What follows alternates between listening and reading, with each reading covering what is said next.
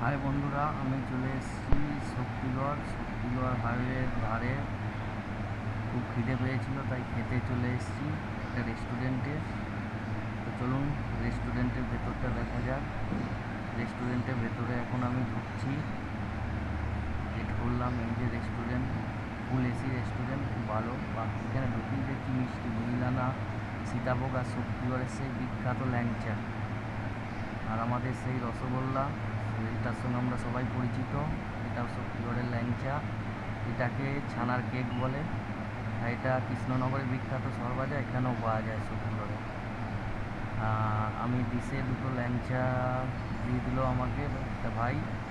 ল্যাংচাটা নিলাম। এই সেই ল্যাংচা, ঐতিহাসিক শক্তিগড়ের বিখ্যাত ল্যাংচা এটাই। সুন্দর ল্যাংচা। ল্যাংচাটা খেয়ে পুরো ঘিয়ের গন্ধ ছিল, খুব সুন্দর হয়েছিল ল্যাংচাটা। ল্যাংচাটা খাওয়ার পর নিয়ে নিলাম আমি একটা জুস এখান থেকে। এটা বেশি সিডের মিক্স ফ্রুট জুস। এই জুসটাও খুব সুন্দর খেতে।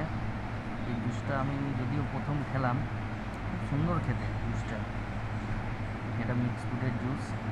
জুসটা নিয়ে নিলাম। চলো খেয়ে দেখি জুসটা। আগেও খেয়েছি আমি। এটা মালকিস্টের বিস্কুট। এখানে এসে আমি লক্ষ্য করেছি মালকিস্টের একটা চিজ বিস্কুট।